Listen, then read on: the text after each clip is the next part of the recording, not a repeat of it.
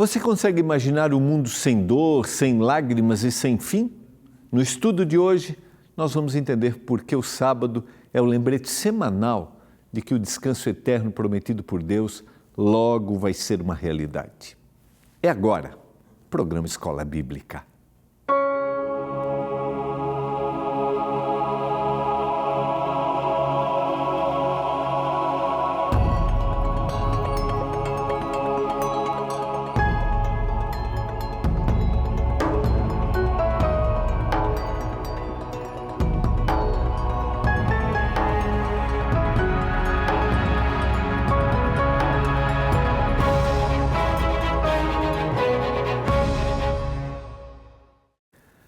Olá, tudo bem com você? No ar, programa Escola Bíblica, aqui na TV Novo Tempo, canal da Esperança.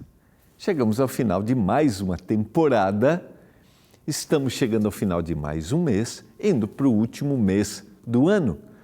A partir da semana que vem, nós vamos estudar um estudo da nossa instrutora bíblica virtual, a Esperança. Será o estudo Ensinos de Jesus.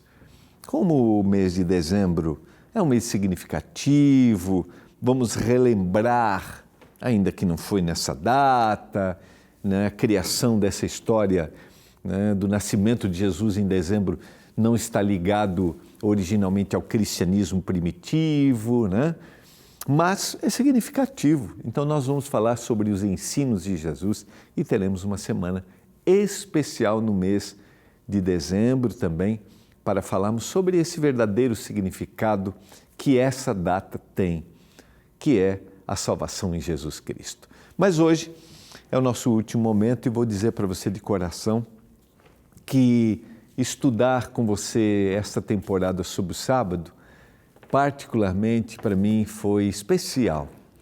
Eu sou um pastor da Igreja Adventista do Sétimo Dia, eu procuro observar o sábado, mas tenho aprendido cada vez mais que é muito fácil a gente se desviar do descanso sabático, do descanso que o Senhor quer que a gente tenha no sábado. Eu citei em algum momento aí ao longo dessa temporada, por exemplo, que eu cresci num ambiente que a gente não ligava a televisão no sábado para a gente se desconectar.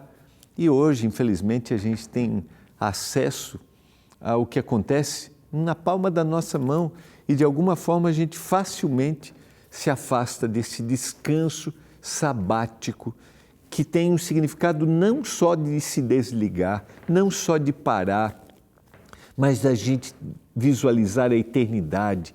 E para visualizar a eternidade a gente volta para o Éden, para aquele que criou, para aquele que cessou as suas atividades no sábado e disse: eu faço todas as coisas.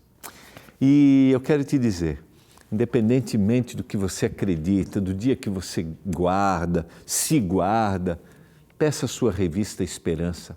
Peça, está aqui, ó. É só ligar agora, entenda esse assunto, você vai perceber profundidade. 0 operadora 12 21 27 31 21. 0 operadora 12 21 27 31 21. É o telefone para você ligar. Agora, nossa equipe está pronta para te atender. Você também pode mandar uma mensagem para o WhatsApp e aí você vai receber um link e vai escolher a revista O Sábado da Criação. É o 129 82 44 44 49. Peça a sua revista, vai fazer a diferença. Agregue conhecimento e tome a decisão. O sábado é algo especial que o Senhor nos deixou, que será lembrado, porque um dia a adoração, ela será eterna. E nós vamos entender um pouquinho esse tema hoje. O Senhor deseja dar uma nova ordem das coisas, um dia definitivamente, e o sábado é isso. A gente viu ontem que quando nós entramos no descanso de Deus, nós vivemos essa nova ordem das coisas. A vida tem um outro significado. Vamos orar? Senhor, nós estamos juntos para estudarmos a Tua Palavra. Dê paz ao nosso coração nesses momentos. Nos destitua de qualquer preconceito religioso. quando a gente fala de um tema que é controverso para a gente, né? Que é diferente do que a gente acredita. Nos ajude, Pai, para a gente entrar no descanso que o Senhor nos oferece e um descanso que nos faz olhar para a eternidade. Eu clamo por isso, que a Tua bênção esteja sobre cada casa e cada família, em nome de Jesus. Amém. Vamos lá. Hoje eu quero estudar com você, quero comparar profecias que estão apresentadas num livro profético do Antigo Testamento, de profecias clássicas, aplicadas para um povo, para a época, mas que têm aplicação secundária pensando na eternidade, que é o livro de Isaías. E nós vamos comparar com o livro do Apocalipse. Eu quero te chamar a meditar comigo. Você pode ter a sua Bíblia aberta aí no capítulo 65 do livro de Isaías. A gente tem conversado ao longo desta temporada, falamos muito sobre isso, que viver nesse mundo nos leva à exaustão. Essa exaustão ela é física, essa exaustão ela é psicológica. Nós estamos sempre rodeados de preocupações, de doenças, de violência, de tristeza. Todos nós estamos sujeitos a isso. Mas a cada semana, o sábado se torna um refúgio no tempo, uma pausa no meio do caos, um lembrete de que o mal, ele não é eterno.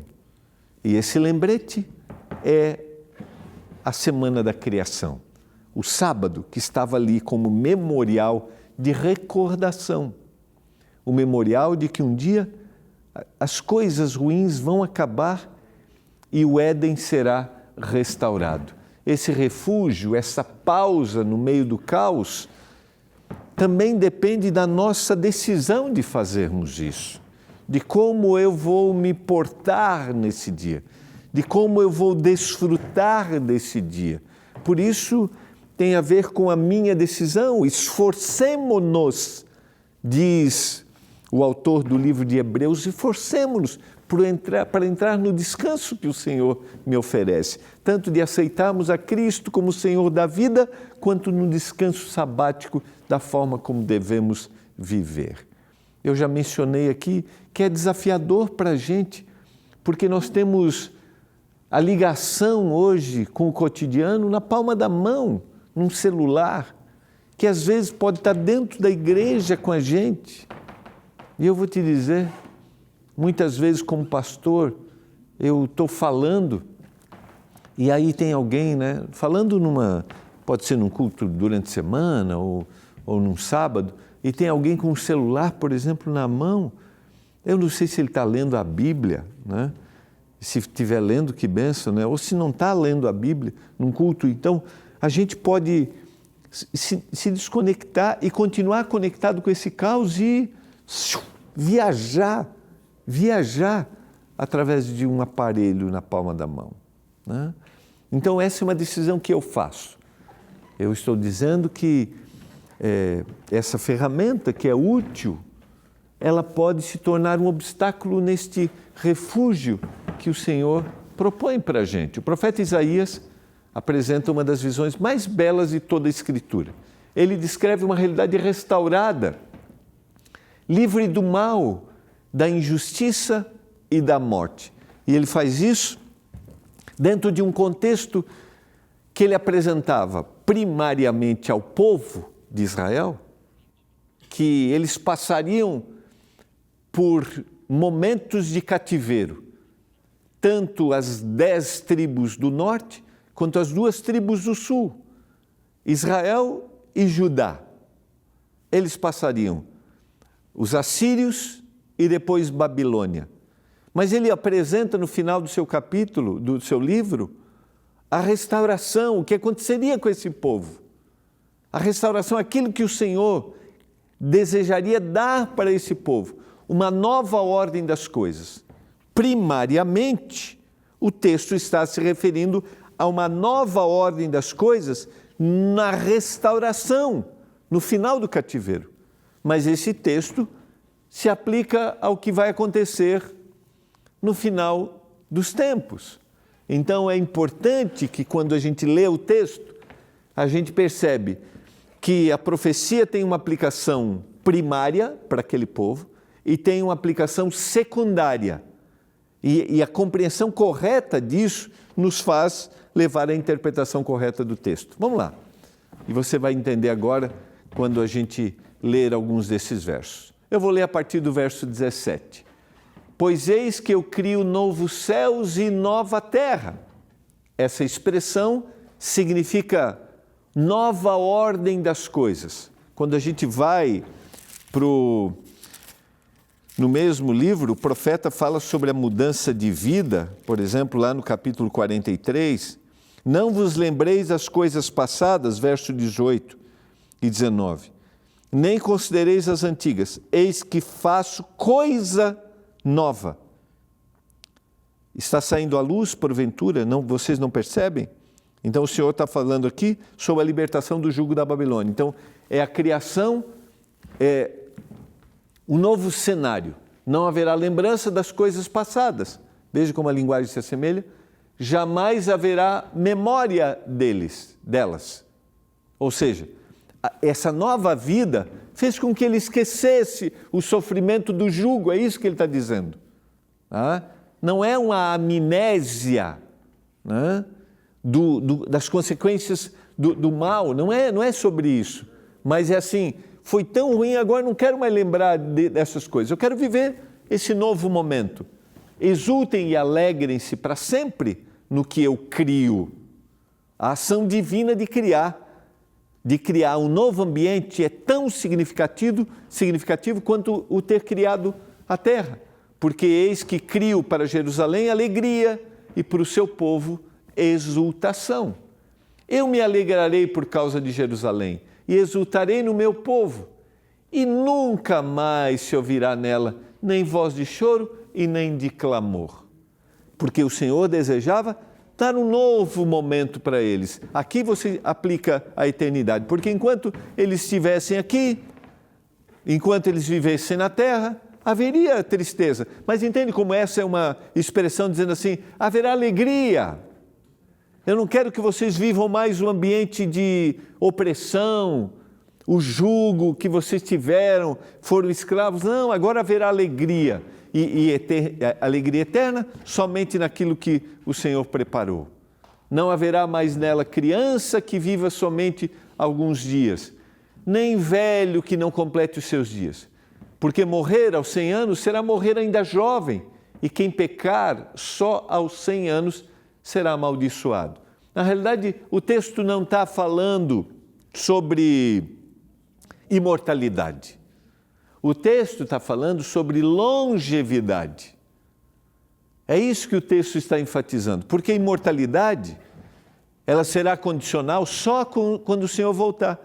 Mas aqui o Senhor está dizendo assim, a vida de vocês em Jerusalém será uma vida longeva, se referindo à aplicação primária. Agora, pensando na eternidade, nunca mais haverá morte, nunca mais haverá dor. Entende? É isso que o Senhor está dizendo. O Senhor está dizendo que agora vocês vão viver um novo cenário de vida. É isso que o Senhor deseja para a gente. Quando nós estamos seguindo ao Senhor aqui, o Senhor deseja um novo cenário de vida, mas o verdadeiro cenário se concretizará na eternidade. Olha o que ele diz na sequência, porque ele está fazendo um contraponto com a realidade que eles viveram. Eles construirão casas e nelas habitarão, plantarão vinhas e comerão o seu fruto. Ou seja, está se referindo também que agora eles não precisariam abandonar a terra, e se referindo à eternidade, à vida ativa que será a eternidade. Não construirão para que outros habitem, nem plantarão para que outros comam, que foi o que aconteceu no fato deles terem sido levados cativos, porque a longevidade do meu povo será como da árvore, e os meus eleitos desfrutarão o máximo as obras das suas próprias mãos. Então está falando mais uma vez de desfrutar daquilo que o Senhor está prometendo nesse novo ambiente após o fim do cativeiro. Não farão o seu trabalho em vão, nem irão gerar filhos para calamidade, porque são descendência dos benditos do Senhor, e os filhos estarão com eles. Antes mesmo que clamem, eu responderei. Antes eles ainda falando, eu vos ouvirei. Está falando, né, do ambiente que eles viveriam, mas tem aspectos para a eternidade para a gente considerar. Não irão gerar filhos para calamidade, no sentido de não haver nenhuma perda mais. Não farão o seu trabalho em vão. Agora sim, o trabalho tem o verdadeiro significado, tem o verdadeiro sentido. O lobo e o cordeiro pastarão juntos. O leão comerá palha como boi. Pó será comida da serpente. Não se fará mal nem dano algum em todo o meu santo monte, diz o Senhor. Perceba a mescla do ambiente transformado, tanto na terra quanto no ambiente celestial. Aqui, como resultado do pecado, a gente tem o próprio ambiente sendo transformado e agora esse ambiente está sendo resgatado na eternidade. Esse texto aponta para a reversão da maldição do Éden. Lembra? Capítulo 1 e capítulo 2, ambiente perfeito. Capítulo 3, entrada do pecado, a maldição e os resultados que o pecado tem. Agora é a inauguração de um novo Éden, onde a criação e o Criador vivem novamente em harmonia. Cada imagem, a paz entre os animais, a longevidade, o trabalho frutífero, comunica a restauração total. A gente poderia falar sobre isso, queridos, as perdas, a morte prematura, o ambiente de divergência, o trabalho injusto, sabe, o poder da injustiça diante do trabalho, a remuneração que não é justa. Poderíamos explorar isso dentro do ambiente que a gente vive, infelizmente, do ambiente terrestre. Mas o Senhor agora promete um lugar perfeito, um ambiente perfeito. É isso que o autor, que o profeta Isaías quer escrever. Primariamente para a restauração do que o Senhor estava dando para eles, depois do cativeiro, depois dos momentos de angústia, mas com uma aplicação do que será a eternidade. E assim como o sábado coroou a primeira criação, em Gênesis 2, 2 e 3, ele também simboliza a plenitude desta nova criação, o descanso final do povo redimido. E se você virar a página para o capítulo 66, ele vai resgatar isso. Ele vai resgatar isso nos últimos versos e diz lá o verso 22 e o verso 23. Porque assim como novos céus e nova terra que hei de fazer, veja que ele resgata a nova ordem das coisas. Porque do jeito que as coisas são, no ambiente que estamos, por mais que busquemos justiça, não existe justiça. Por mais que procuremos buscar um ambiente da melhor forma, não vai existir. Não existe ninguém na terra, queridos, nenhum governante, nenhum lugar em que haverá um ambiente perfeito, não existe isso. Esse ambiente perfeito de justiça, essa nova ordem, é novo céu e nova terra que vai acontecer quando Jesus Cristo voltar. E ele diz, porque assim como novos céus e nova terra que hei de fazer, estarão diante de mim, diz o Senhor.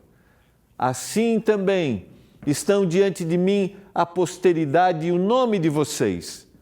De uma festa da lua nova a outra, de um sábado a outro, toda a humanidade virá adorar diante de mim, diz o Senhor.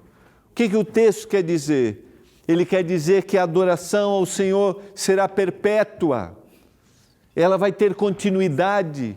A adoração ao Senhor será eterna. Nós trabalhamos o tema da adoração essa semana, que é o tema que vai diferenciar os que adoram a Deus, os que fazem a sua vontade e aqueles que adoram os ensinos e traduções humanas. E ele está usando aqui a ideia de cada semana, de cada sábado, está reportando ao descanso sabático, falando de adoração de perpetuidade. Entende? O mesmo tema de ontem, o convite que o Senhor faz do descanso sabático, é o descanso para olhar para a eternidade. É isso que o Senhor quer fazer. A nova ordem das coisas se concretizará um dia. Está dizendo, o mal vai um dia acabar, vai ser finalizado. Porque esta é a lógica da existência humana. E quando a gente vai para o livro do Apocalipse, a gente vai ver João resgatando, ou como um eco, se reportando ao que Isaías escreveu.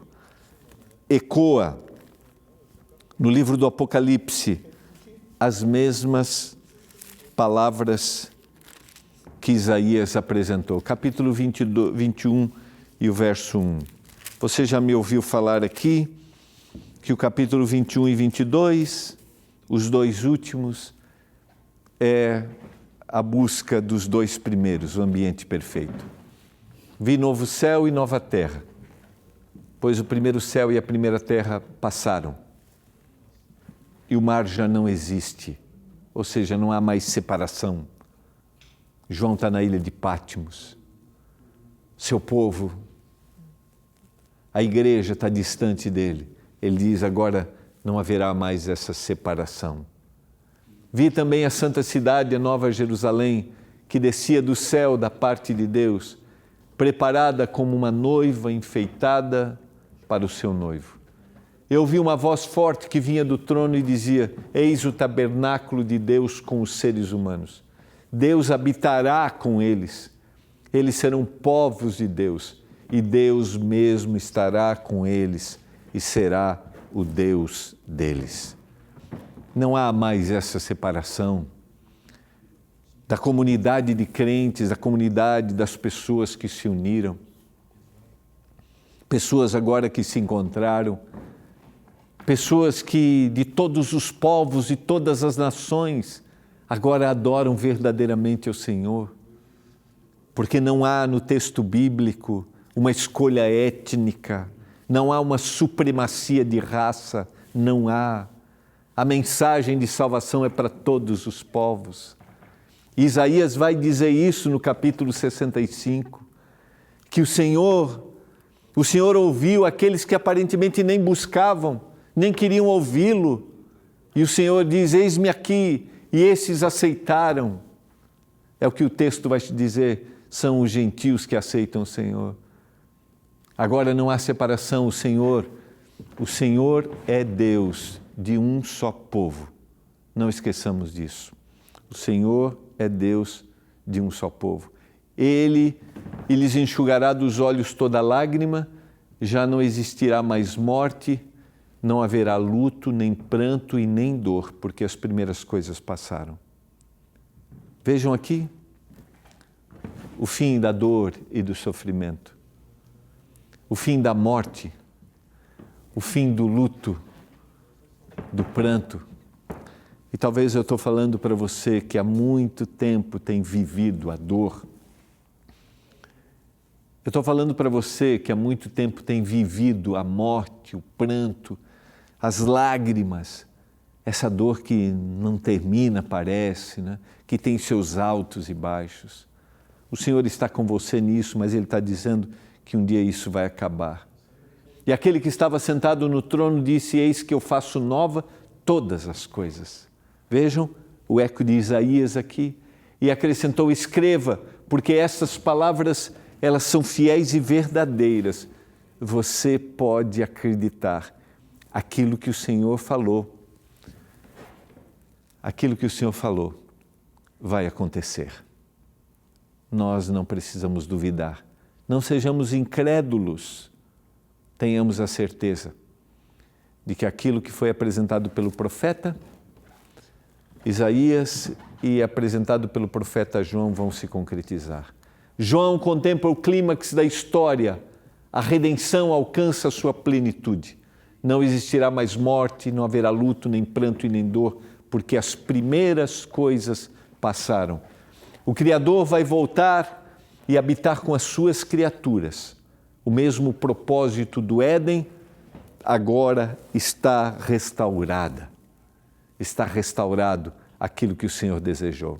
Isaías escreve, queridos, uma criação sem lágrimas, nem sofrimento. João, uma nova Jerusalém sem morte nem dor. Ambos apontam para o mesmo destino, a restauração plena da comunhão com Deus. Porque um dia, quando o pecado entrou, foi exatamente isso que aconteceu, a separação. E agora, com o final da dor, do sofrimento, da morte, da destruição do mal, a restauração com Deus, ela está reconectada. A história da humanidade começou e vai terminar no Jardim do Éden, que vai ser restaurado.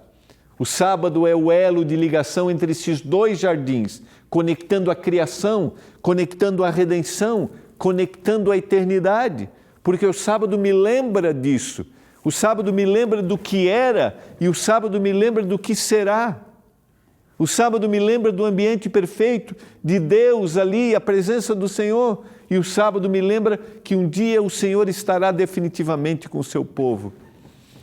Hoje, ele é um lembrete de descanso que Cristo oferece à alma cansada. No futuro, ele será o descanso eterno do povo de Deus. Por isso o Senhor nos convida: venham a mim todos vocês que estão cansados e sobrecarregados, e eu vos aliviarei. Tomem sobre vocês o meu jugo e aprendam de mim, porque eu sou manso e humilde de coração, e vocês acharão descanso para a alma, porque o meu jugo é suave e o meu fardo é leve. Cada sábado, queridos, é um ensaio da vida eterna, um dia em que experimentamos, ainda neste mundo imperfeito, a harmonia e o descanso que Deus prometeu restaurar. Cada sábado é um ensaio da vida eterna. E eu quero te perguntar, qual é o grande propósito da sua vida? Qual é o grande propósito da sua existência? Por que você faz o que faz? Eu quero te dizer, a gente pode ter grandes propósitos aqui, mas o maior é aquele que a gente prega aqui na Novo Tempo. Encontrar Jesus, ver a terra sendo restaurada e a gente viver a eternidade. E cada sábado é uma memória disso, que um dia o fim vai terminar. Eu quero orar para que experimentemos lampejos disso em cada sábado, mas que almejemos viver a eternidade. Pai, obrigado por Tua palavra, pela esperança, obrigado pelo sábado. Não é só um dia para parar, mas é um dia para relembrar do Éden e do Éden restaurado. Nos ajude a desfrutar isso. Eu clamo em nome do Salvador. Amém. Quero te convidar, nesse sábado, todas as igrejas adventistas do sétimo dia estarão abertas. Nós aqui na Novo Tempo pertencemos à Igreja Adventista. E eu quero te convidar, procure a Igreja Adventista mais perto da sua casa. Entra no site, encontreumaigreja.com.br. A gente se vê segunda.